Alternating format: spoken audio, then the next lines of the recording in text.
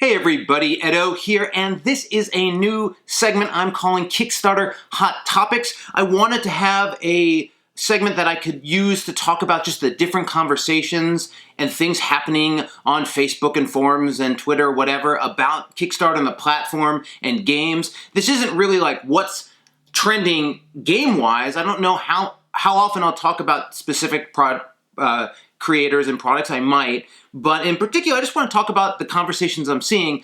I don't know how often I'll do this. Maybe it's weekly, maybe it's every other week, maybe it's once a month. I'm not sure. I'd really love your feedback. Is it interesting? Do you like it? Does it generate some conversations? Fantastic. If not, I can just do the Kickstarter Advanced and Basics categories and stick to that. I'll also say I might talk about something quickly in this type of video and then come back to it with a longer video. Just figuring things out. So let's start with some just general Kickstarter stuff. Lots of interesting things. One, they just launched this quick start promo thing. It's sort of like the Make 100 where they're looking for creators to not basically come up with an idea, don't pre-market it, jump right in, aim for under $1,000 funding and make a little small project. And then they're gonna sort of market it and give it a little highlight. You just call it a quick start product. It's okay, it's cool. Kickstarter tries to do these things every once in a while. I sort of wish they put more effort into how they went about it and the tools they have. These are sort of like engagement marketing campaigns in many ways, and to some extent they're trying to, I would assume, offset the perception that it's just becoming a platform for selling existing products or for big companies. So I'm for it. I mean, I think it's a nice idea.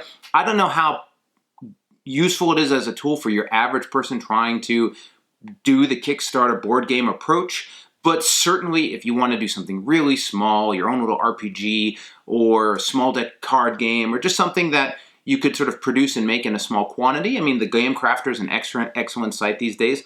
I think it is worth checking out. The Make 100 was sort of a dud as far as I can tell, and I don't know how much pickup this is going to get, but at least they're trying. I would love to see them putting more of their massive success into improving the platform and communication and community, but we'll set that aside. You know, and I think that is, another example of the kind of weird thing they do was they had this 50 states, 50 billboards thing. This was a campaign that ran last month, may still be up, where they allowed a creator to create 50 different Kickstarter campaigns, one for each state.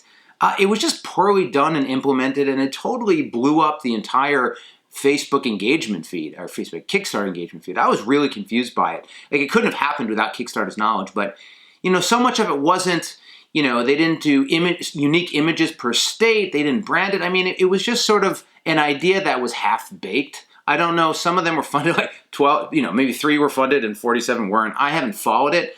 But for a while, you just go and that was all you saw in your feed and searching and Magic and all that. So that was another example of these little promos they try to do, you know, whatever. On the other hand, you have the news around Monolith that's basically come and said, hey, you know what? We want to use Kickstarter as a platform for just selling our products. And what we're going to do is we're going to make the products, we're going to get them in warehouse, and then you're going to back. And there's no stretch goals, but when you back, you're going to get in 3 months, like a pre-order or even just buying it early.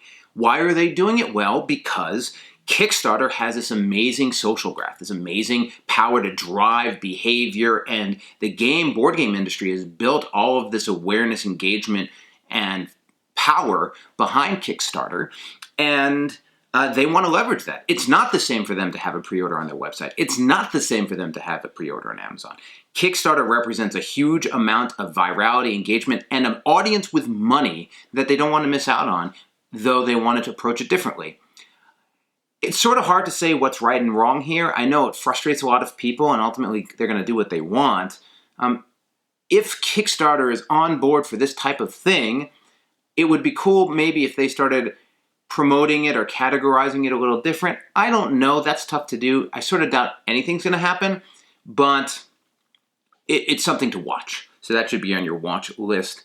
And that sort of brings me to 2 other pieces. One, you know, Kickstarter is such a powerful disruptive force, but it's this little needle we're all balancing on, if you're like a Kickstarter to market board game creator, right, who is an independent entity, things happen to that platform. They're making changes. You're largely and highly dependent on it. If you've been a content creator on YouTube or Twitch or used Facebook for your growing your business and virality or making Facebook games, you very quickly learn how powerful the platform is and how decisions that get made at the platform level can highly and amazingly impact your business. It's actually terrifying. There's not much you can do about it. You sort of got to keep going. But the world today and the world tomorrow could shift. There are even competitors that are trying to come after Kickstarter, though it's really hard. James Matthew gave me a great analogy. It's like some people are trying to have a store at the edge of town when there's a store in the middle of town in town square helping everyone, and that's where the people are. That sort of feels like the Kickstarter. Other crowdsourcing, crowdfunding platforms, I'm sure, are out there going to come and go. But it's the critical mass of people, volume, attention, and engagement that makes Kickstarter so special. Also in the news, right, we're looking at some significant changes in international commerce and interstate commerce, right? So there's the on-again, off-again, tariff, trade war, whatever you want to call it, situation with many countries, including China. And that is not yet, to my knowledge, having a direct impact on goods and services related to board games. But it pretty much seems like it could be that, and it does, right? Like, you know, somebody wakes up on the wrong side of the bed and suddenly it all changes. And that also is terrifying, and that also is going to have an impact in particular, whereas if Kickstarter drops and has a hard time or falls over or change their policy, you'll know that before your Kickstarter, hopefully. But these other changes happen mid-flight, right? You've received money, you've done all your numbers, and you find out perhaps something, some good, some material, some service, is now 25% more expensive or more or less, right? It's just something powerful and important, and we need to be paying attention to it as creators. And then the Supreme Court today, just yesterday, had a ruling against states being able to charge online retailers sales tax. Is Kickstarter an online retailer? Are you selling individual products? Are they gifts? Are they products? How does that all work? I don't know the answer. Kickstarter's always lived in this sort of side lane, but some people may not feel that way, and those people may be senators and congressmen, and so I don't know exactly how that's going to work. For example, maybe sales tax does become a thing, but maybe it's something that Kickstarter has to do. But they sort of want to be a pass-through system. Maybe it's the creator. I don't know. In both these cases, I sort of feel like the community's strong enough that if there's an impact, if the situation changes, everyone's going to start ringing the bell. But you're living in a world where you have expectations and product that you got to ship out, and suddenly, those numbers can change and they can impact your bottom line, and you could go from being in the black to being in the red, right? It's a major concern. So many topics, right? I don't know that these videos are going to be this long in the future. What else? So, there was just a lot of conversation around tools that you use with Kickstarter, but, also thinking about, stretch goals. I don't know if you call that a tool or a mechanic or whatever. Hey, stretch goals are always a pain. Whether you do them or you don't do them, and you manage them or you don't manage them, everyone has a different opinion. Everyone has different experiences. It's certainly something you should think through. My biggest recommendation to all of those threads is have a plan and stick to it. Understand what it is, and you're going to get backers and people pushing you one way or another, but at the end of the day, those people can stay in back or leave or make some comments and then go disappear to their normal day. You're on the hook as a creator. And just keep that in mind. Also, some conversation around newsletter and how to build them and how difficult it is. Building a newsletter is super hard, especially if you're doing it correctly and you're not just, you're following guidelines and not taking people's emails, right? Like, if you're doing it the right way, building a newsletter is hard. It's something that only recently did Pencil First Games start getting unique signups. Basically, the newsletter that Pencil First Games has been an option on Kickstarters where I've included, and this was a conversation that came up, you can't just take your list of backers and their emails and put them into your newsletter. You cannot do that. Like, don't do that. What you can do, which is reasonable, is you can ask a question which says, hey, would you like to sign up for our newsletter? We do this, da, da, da, da, da. Sure. That's a separate list. You take those people that said yes, you put them in your newsletter. You take the people who said no or didn't respond or had anything other than a confirmation, and you leave them alone, and you only use that information for fulfilling their Kickstarter. Please, super important.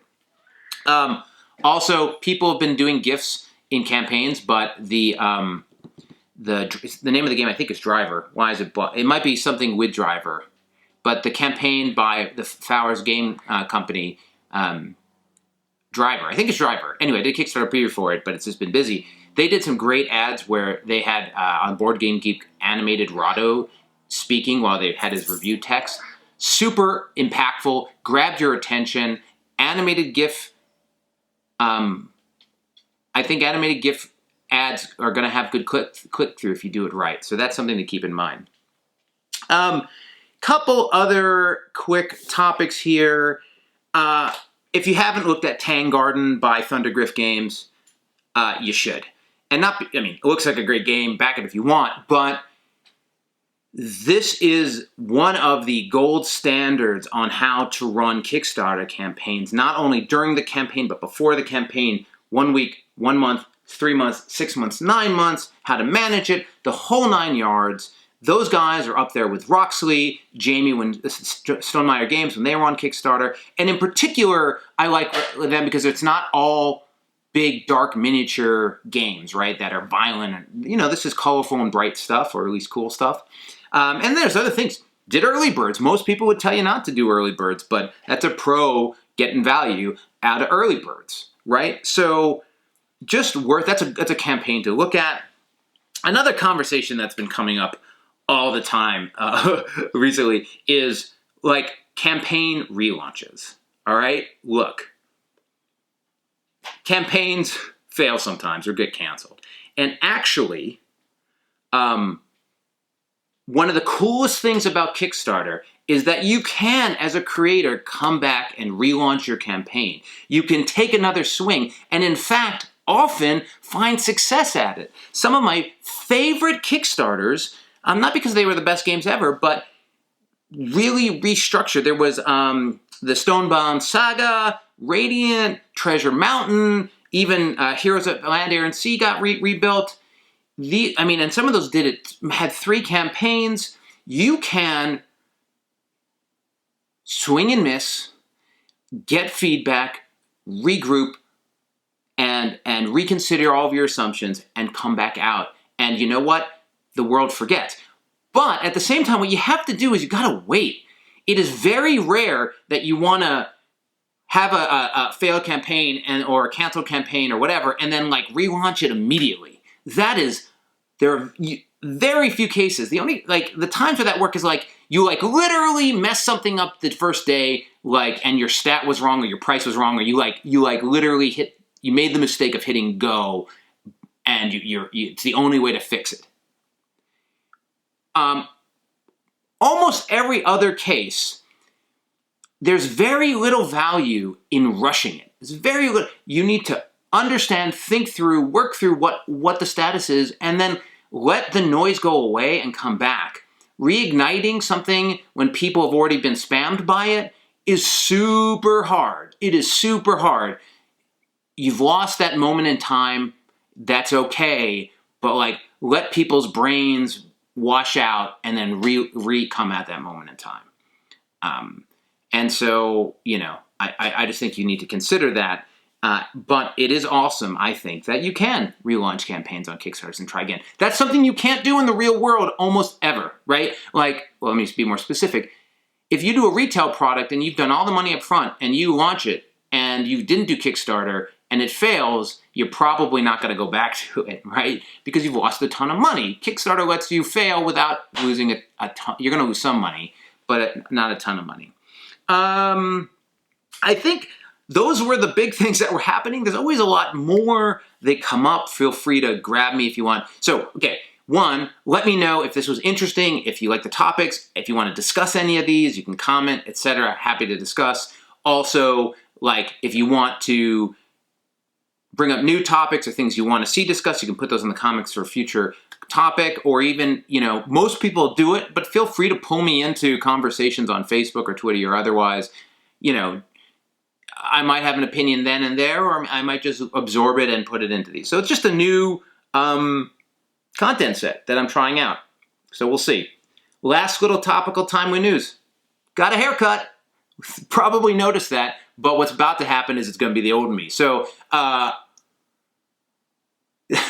doing these videos, I have to do a lot of videos for Kickstarters and stuff that I film not day of. So you're going to see this weird hodgepodge of long hair Ed, short hair Ed for a little while as like they all catch up to each other. But like, whatever, it's cool. Anyway, thanks.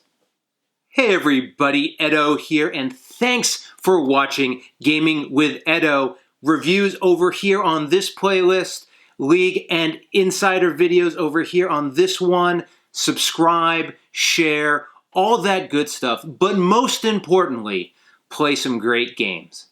Thanks. Bye.